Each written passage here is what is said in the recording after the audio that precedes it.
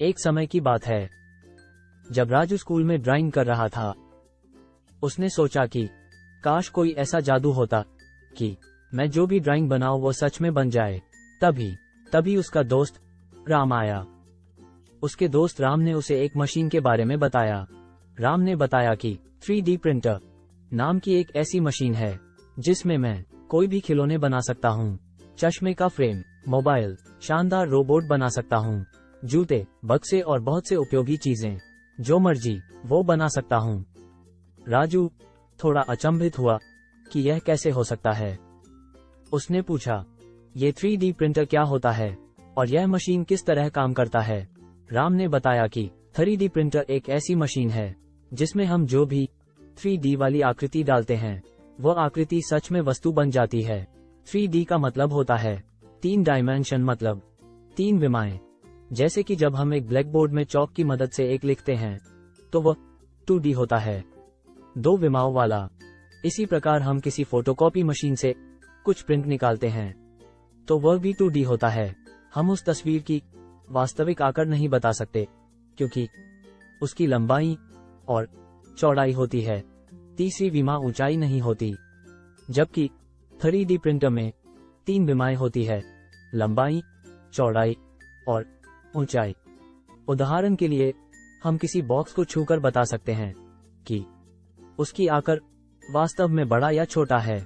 इस मशीन का नाम 3D प्रिंटर इसीलिए है क्योंकि जब हम इसमें कोई 3D डिजाइन अपलोड करते हैं तो वह वास्तव में बनकर हमारे हाथों में आ जाती है, बिल्कुल जादू की तरह। राजू ने कहा, ये सब तो ठीक है, लेकिन हम कोई 3D डिजाइन कैसे बना सकते हैं? यह मशीन कितने प्रकार की होती है और इसमें कोई वस्तु किस मटेरियल से बनता है? राम ने कहा, अब ध्यान से सुनो राजू, ये प्रक्रिया 3 चरणों में होता है। पहला है डिजाइनिंग, दूसरा है स्लाइसिंग, तीसरा है अपलोड एंड प्रिंटिंग। तो पहली प्रक्रिया में किसी भी वस्तु को बनाने के लिए सबसे पहले उसकी आकृति बनाई जाती है। यह आकृति हम अपने कंप्यूटर में CAD सॉफ्टवेयर की मदद से बनाते हैं। CAD सॉफ्टवेयर का मतलब कंप्यूटर एडेड डिजाइन होता है, अर्थात ऐसा सॉफ्टवेयर जिसमें हम 3D और 2D डिजाइन बना सकते हैं। तो सबसे पहले हम कोई भी CAD डिजाइन बनाते हैं। दूसरी प्रक्रिया में हम स्लाइसिंग करते हैं। स्लाइसिंग का अर्थ किसी डिजाइन को बहुत हिस्सों में काटना होता है। इसके लिए हम स्लाइसिंग सॉफ्टवेयर का इस्तेमाल करते हैं।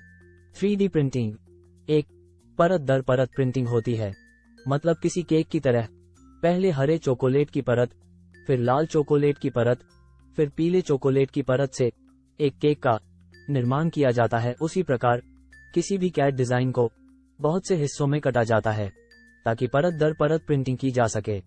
तीसरी प्रक्रिया में जिस डिजाइन को बहुत हिस्सों में काटा गया होता है उस स्लाइस डिजाइन को पेन ड्राइव की सहायता से 3D प्रिंटर में डाला जाता है और प्रिंटिंग प्रक्रिया शुरू करने से पहले प्रिंटिंग मटेरियल को मशीन में लगाया जाता है।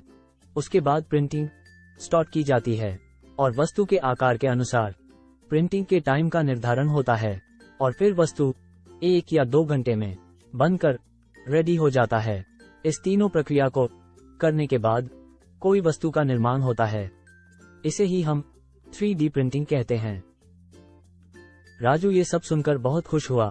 उसने कहा, ये तो बहुत चमत्कारी मशीन है। उसने पूछा, इस मशीन में किस मटेरियल का इस्तेमाल किया जाता है? राम ने कहा, 3D प्रिंटर कई प्रकार के होते हैं। जैसे कि पहला प्रकार है लिक्विड प्रिंटर। इस प्रिंटर में प्रिंटिंग के लिए तरल पदार्थ का उपयोग किया जाता है। उस तरल पदार्थ को रेजिन कहते हैं। इसे हम SLA 3D प्रिंटर भी कहते हैं। इसका अर्थ होता है स्टीरियोलिथोग्राफी। जब प्रकाश की आकृति लिक्विड मटेरियल पर पड़ती है तो वह ठोस रूप में बदल जाती है और एक लेयर का निर्माण होता है। इसी प्रकार यह प्रक्रिया दोहराई जाती है और अंत में एक ठोस वस्तु बनकर हमें मिल जाती है। दूसरा प्रकार है FDM प्रिंटर, यानी कि फ्यूज डिपोजिशन मॉडलिंग, जिसमें हम प्लास्टिक की वायर का उपयोग करते हैं, जिसके कई प्रकार होते हैं, जैसे कि nylon, PVA, ABS, HIPS, flexible material इत्यादि। प्लास्टिक की वायर को एक निर्धारित तापमान पर गलाकर एक सतह पर आकृति परत दर परत बनाई जाती है और अंत में हमें ऑब्जेक्ट बनकर मिलता है। तीसरा प्रकार है SLS। इसका अर्थ होता है सिलेक्टिव लेजर सेंटरिंग, इस विधि में प्रिंटिंग मटेरियल को पाउडर के रूप में इस्तेमाल किया जाता है। SLS विधि में लेजर की सहायता से पाउडर को गलाकर ठोस कर दिया जाता है और डिजाइन के अनुरूप बनाया जाता है। राजू ने पूछा, इस मशीन का उपयोग हम और किस किस चीजों को बनाने के लिए कर सकते हैं? राम ने बताया, इस मशीन का उपयोग एजुकेशन सेक्टर में किया जा सकता है। इंजीनियरिंग के क्षेत्र में कई प्रकार के प्रोजेक्ट्स हम बना सकते हैं। गियर्स का निर्माण कर सकते हैं, इंजीनियरिंग इक्विपमेंट्स बना सकते हैं और टेस्टिंग कर सकते हैं। इसे प्रोटोटाइपिंग मशीन भी कहते हैं, अर्थात हम इसमें कोई भी नमूना बना सकते हैं और उसका परीक्षण कर सकते हैं कि वह डिजाइन सही है या नहीं। मेडिकल के क्षेत्र में हम कृत्रिम हाथ बना सकते हैं, कृत्रिम दांत बना सकते हैं, हड्डी का निर्माण कर सकते हैं, प्लास्टर इत्यादि बना सकते हैं। सिविल इंजीनियरिंग के क्षेत्र में हम किसी भवन या किसी बिल्डिंग का नमूना बना सकते हैं और उसे वास्तविक रूप में देख सकते हैं। फैशन इंडस्ट्रीज के क्षेत्र में 3D प्रिंटर का उपयोग किया जाता है। इसकी सहायता से डिजाइनर ड्रेस बनाए जाते हैं, बहुत सारे ज्वेलरीज बनाई जाती है, चश्मे, अंगूठी, कंगन इत्यादि बनाए जाते हैं।